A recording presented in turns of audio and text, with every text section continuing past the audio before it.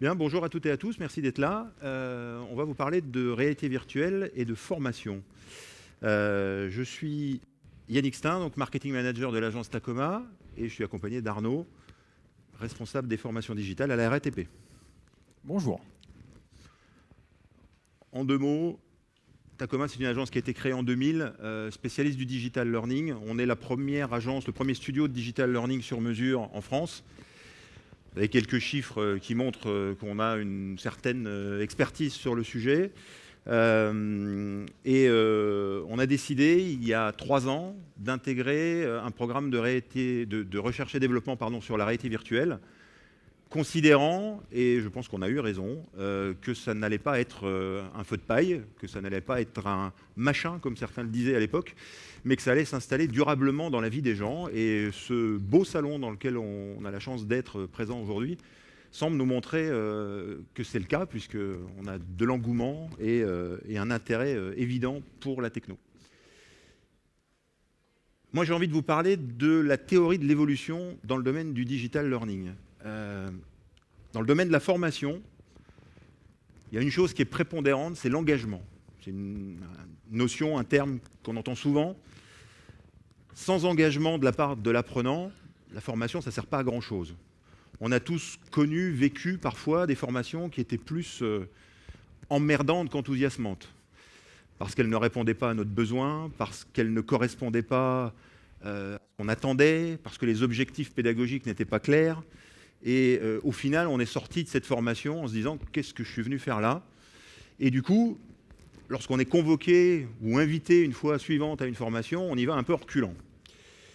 Pourtant, depuis des années, on essaye de trouver des solutions pour intéresser les apprenants en exploitant les technologies les plus en vogue. Schématiquement, fin des années 90, début des années 2000, l'avènement d'Internet, on s'est dit super, on va faire plein de choses avec Internet, ça va être la panacée. La formation présentielle, c'est compliqué, il faut envoyer les gens quelque part, il faut leur payer un déplacement, un hébergement.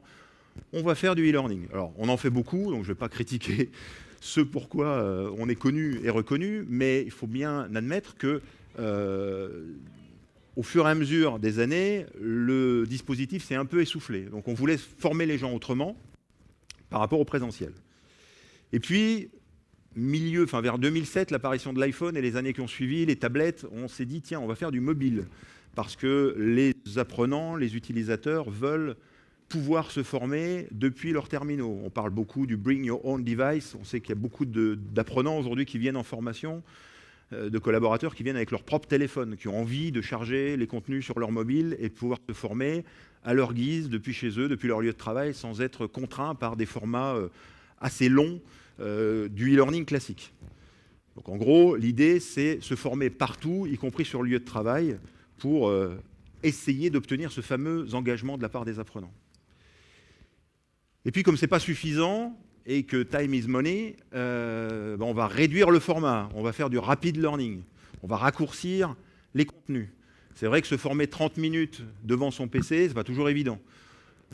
On fait même du micro-learning maintenant, on fait des formats d'1 minute, 1 minute 30 pour certains postes de travail particuliers. On m'a même parlé de nano-learning il n'y a pas très longtemps, alors je ne sais pas où on va s'arrêter, mais finalement, il ne va pas rester grand-chose.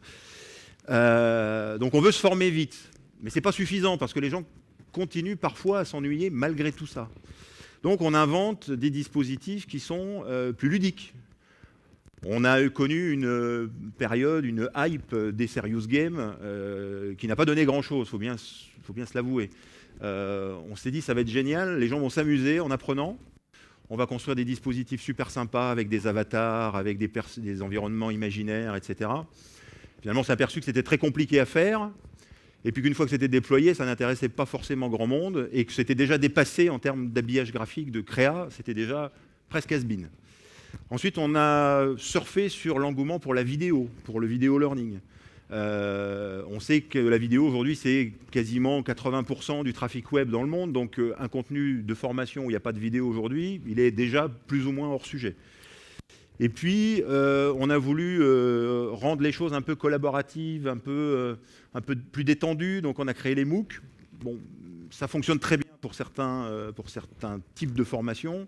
Dans le domaine de la formation professionnelle dans l'industrie, etc., c'est quand même assez compliqué à mettre en œuvre. Et bien que la promesse soit de se former sans stress, ça reste un peu compliqué d'imaginer qu'on va pouvoir se former uniquement comme ça. Et puis est arrivé le renouveau de la réalité virtuelle, parce que pour les plus jeunes, c'est quelque chose de nouveau. Pour les plus anciens dont je fais partie, c'est quelque chose qui a déjà existé, qui a connu une certaine heure de gloire dans les années 80, début 90 notamment, avec un matériel qui à l'époque était très peu performant. Il n'y avait pas de contenu, comme on dit, content matters. Si vous n'avez rien à montrer, forcément la techno ne sert à rien. Et quand les années qui se sont écoulées, la réalité virtuelle est revenue sur le devant de la scène, on s'est accaparé ça en se disant c'est forcément quelque chose qui va plaire pour la formation professionnelle. Pourquoi ? Parce que la formation en réalité virtuelle, elle est immersive. Quand un utilisateur met un casque de réalité virtuelle, il est tout de suite opérationnel pour se former. Il n'allume pas son PC, il ne se connecte pas sur son LMS, il n'a pas tout un tas d'écrans d'accueil, etc. Il est directement dans un environnement, en plus, qui lui est familier. La techno est nouvelle, mais l'environnement est familier. Donc il est tout de suite dans le bain et il est tout de suite acteur. Elle est réaliste, en tout cas, c'est notre façon de voir les choses. On voit des choses magnifiques en réalité virtuelle, y compris sur ce salon, des environnements complètement fantasmagoriques et fantasmés. Nous, on est plutôt parti sur l'idée de reconstituer ou de reproduire un environnement que l'utilisateur connaît. Il va pas y avoir de temps de chauffe, de temps de mise en route. Quand l'utilisateur va être dans la formation, il va tout de suite savoir qu'il est sur son lieu de travail, dans le véhicule, ou voilà, là où il a l'habitude d'être, et va tout de suite être opérationnel pour se former. Elle est nécessairement interactive aussi. Il y a énormément de contenu dit VR. Alors, je ne vais pas me faire que des copains, parce que je sais que ça ne plaît pas trop quand on dit ça. Mais on fait souvent l'amalgame entre du contenu contemplatif et de la réalité virtuelle. Pour moi, de la vidéo 360, dans laquelle il n'y a pas d'interaction, ce n'est pas vraiment de la réalité virtuelle. C'est de la vidéo 360, point. Nous, notre point de vue, c'est qu'un contenu de réalité virtuelle, il doit forcément être interactif, et interactif à 360 degrés. Ce qui est très amusant d'ailleurs, c'est quand un utilisateur met un casque de réalité virtuelle, il a l'habitude de rester, il a pour réflexe de rester les yeux devant lui. On lui dit, mais tournez, bougez dans l'espace, comme vous le faites dans la vraie vie. On a eu l'exemple il n'y a pas très longtemps d'un client pour lequel on a réalisé un contenu. Il fallait ouvrir une porte, rentrer à l'intérieur d'un bâtiment et ne pas oublier de fermer la porte, sinon il y avait une alarme qui se déclenchait. Et l'utilisateur dit, mais comment je ferme la porte ? On dit, comme dans la vraie vie, hein. Quand tu ouvres une porte, tu rentres dans une pièce, généralement tu te retournes et tu refermes la porte. Donc en réalité virtuelle, l'interaction, elle doit tenir compte, j'allais dire, de ce périmètre de 360 degrés. Elle ne doit plus être dans un écran face à l'utilisateur, elle doit se situer dans l'espace total qui est mis à disposition de l'apprenant. Et puis, elle doit être pragmatique.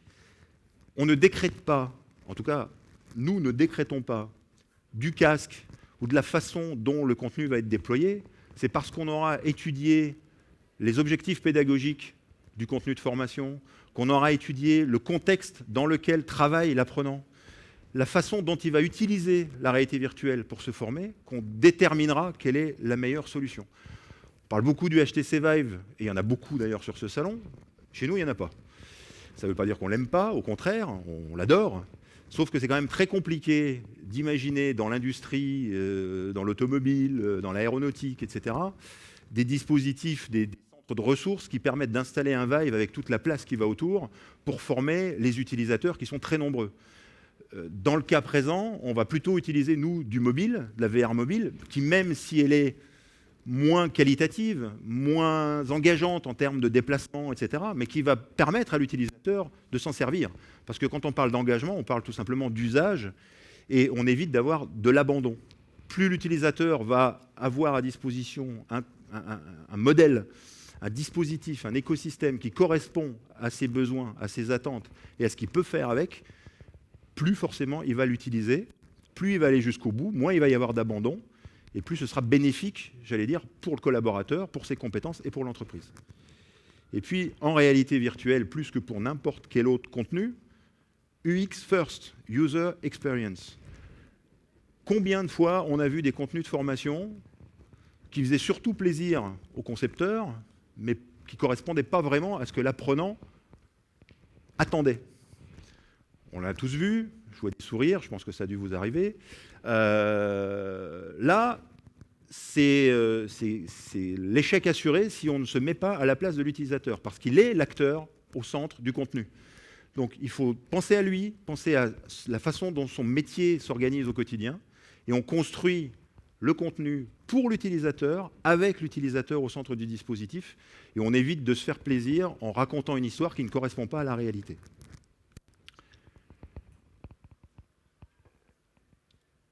La réalité virtuelle, c'est pour nous pas une technologie, c'est une évidence pour la formation professionnelle. C'est un moyen de partager des contenus avec une multitude d'utilisateurs. C'est un moyen d'aller au bout de l'imagination en termes de conception, plus que dans beaucoup d'autres technologies. C'est quelque chose qu'on peut mettre à disposition, stocker sur un device et déployer auprès d'une multitude d'utilisateurs. Et ça, c'est pas moi qui le dis. C'est un type génial qui, en 1989, a inventé le terme de réalité virtuelle. Et quand vous voyez cette citation qui est extraite d'un article pour un magazine américain à l'époque, si ça, c'est pas raconter ce qu'est la formation, alors là, je ne m'y reconnais plus. Et donc, entre cette jeune femme, d'un côté, qui utilise un casque de la NASA dans les années 80, et l'autre, qui est une de nos clientes il n'y a pas très longtemps dans le sud de la France, ben finalement, la technologie importe peu, le résultat est le même. L'objectif, c'est de se former, d'avoir un contenu le plus efficace possible et d'arriver à cette fameuse notion d'engagement dont on a parlé tout à l'heure. Donc, je le dis à toutes les entreprises de l'industrie, des services, qu'est-ce que vous attendez pour passer à l'acte? Et précisément, il y en a qui sont passés à l'acte, et Arnaud en fait partie, et je vais lui laisser la parole, puisque nous avons eu la chance de réaliser, le plaisir de réaliser un cas pratique, un prototype pour la RATP, avec un contenu en réalité virtuelle sur une procédure d'avarie sur un train. Je te laisse la parole, Arnaud. Okay, merci Yannick. Donc à la RATP, on fait des visites virtuelles, on réalise des visites virtuelles en interne qu'on développe depuis un peu moins de 10 ans maintenant. Donc c'est une technologie qu'on connaît, les scènes 360, etc. C'est un univers qu'on connaît. Et avec l'engouement eh bien, de la VR, donc là des masques de réalité virtuelle qui deviennent de plus en plus, qui se démocratisent, eh bien, on s'est dit, nous, on voudrait créer, avoir un outil de formation qui permette de répondre à un besoin que l'on a depuis des années et des années, et notamment de pouvoir intervenir sur un train. Alors aujourd'hui, on dispose de simulateurs de conduite. Un conducteur ou un gradé d'exploitation, on lui apprend à conduire. Ah oui, effectivement, c'est un petit peu rapide là. Ça va moins vite en vrai. Hein. Ouais. Donc là, vous êtes en train de voir le prototype que vous pourrez tester sur le stand de Tacoma. Et donc notre besoin, c'est donc apprendre à conduire des trains, on sait faire, mais un conducteur de métro ou de RER, il n'apprend pas qu'à conduire, il apprend aussi à intervenir sur un train. Et là, c'est le chaînon manquant pour nous. Hein, et le fait de produire un prototype en VR nous permettait ça. D'être dans la continuité des simulateurs de conduite, et notamment, je suis dans ma cabine, je conduis, j'ai un problème sur mon train, et bien c'est moi, conducteur, qui doit intervenir. Et là, j'enfile mon masque de réalité virtuelle, et j'ai un scénario qui m'est proposé, avec un certain nombre d'interactions que vous connaissez, puisque là, il y a plein d'exemples. Alors, il y a pas mal d'exemples concernant les jeux vidéo. Mais là, je vais pouvoir enfiler mon masque, intervenir sur mon train. Et ce qui est très important, et en tant que responsable des formations digitales, quand il y a un département qui vient me voir, en général, ils ont des problématiques de temps, parce qu'il faut former de plus en plus rapidement, tout en étant efficace. Et il ne faut pas que, comme on l'a dit tout à l'heure, les apprenants ils s'ennuient, parce que quand il faut venir 2-3 jours de formation, alors qu'on pourrait se former aussi bien, voire mieux, sur des durées plus courtes, moi je dis je prends. Et ce prototype, maintenant, il a été développé, en tout cas nous on l'a reçu en septembre 2016, ouais. Et on l'a testé sur des professionnels de la conduite et des non-professionnels. Et ce qu'on a pu mesurer, parce que là on s'est fait un plaisir de mesurer un petit peu, savoir comment les gens vivaient cette expérience, donc ça a été dans 100% des cas très positif, et notamment savoir comment est-ce qu'ils retenaient, quel était le coefficient finalement d'imprégnation. Et là, ce qui est génial, c'est que 2-3 mois après, quand on interviewe des personnes qui ne connaissaient pas du tout les interventions sur un train, il y a finalement, qu'est-ce que tu as retenu ? Et là, ils sont capables de nous citer un certain nombre de choses. Et si vous vivez l'expérience, je vous invite à la suivre, c'est de dire, voilà, au bout de 2, 3, 4 mois, qu'est-ce que j'ai retenu de cette intervention, alors qu'au départ, je n'y connaissais rien. Donc forcément, on se transpose en se disant, un professionnel qui lui est formé à la conduite et à l'intervention, lorsqu'il va se retrouver à vivre cette expérience, eh bien, on imagine les gains. En tout cas, chez nous, on se projette bien. Et là, très récemment, puisque ce prototype, il a été développé, en tout cas pour nous en interne, pour convaincre. Parce que forcément, quand il faut déployer des dispositifs de formation, ça nécessite des investissements. Et aujourd'hui, de plus en plus, les contrôleurs de gestion, ils veulent avoir des preuves. Et dire, oui, ok, c'est bien votre truc, c'est la techno, vous faites plaisir. Et non. Donc là, on est dans le POC, on fait des tests, on mesure. Et derrière, on a des éléments tangibles qui disent, oui, c'est pas, on se fait plaisir avec de la technologie, c'est bien la technologie au service de l'efficacité de la formation. On est bien au niveau temps ? On est parfait. On est parfait ? On est parfait. J'ajouterai juste une chose, c'est que depuis 2 ans et demi, on a organisé beaucoup de workshops sur le sujet, en faisant essayer le casque, en évangélisant, comme on le dit. Et ce qu'on constate, c'est que quel que soit le profil de l'utilisateur, quel que soit son sexe, son âge, sa compétence, son niveau d'éducation, il y a un comportement d'accueil bienveillant vis-à-vis de la technologie de réalité virtuelle au service de la formation, qui fait que cet engagement que l'on cherche à tout prix dans nos contenus, forcément on va y arriver beaucoup plus facilement. On n'est pas dans la logique de « oui, ok, encore un module e-learning, encore une formation présentielle », alors qu'on devrait être tous contents d'être formés, puisqu'on améliore nos compétences, on va pouvoir apprendre des choses, etc. Bien souvent, on vit ça comme une contrainte. Là, vous mettez un casque, et franchement, y compris, comme tu le disais, sur des sujets très techniques, dans d'autres cas que la RATP, on l'a vécu aussi, on met des contenus très techniques, des interventions vraiment de purs techniciens sur des personnes qui ne sont absolument pas concernées par le sujet, elles vont jusqu'au bout et elles apprennent la procédure de façon absolument bluffante par rapport à ce que serait une formation présentielle, bien évidemment, sur le terrain. Donc, allons-y, passons à l'acte. Et si vous voulez tester les contenus, je vous invite à nous rejoindre sur le stand 58 de Tacoma. Vous serez les bienvenus. Merci. Merci.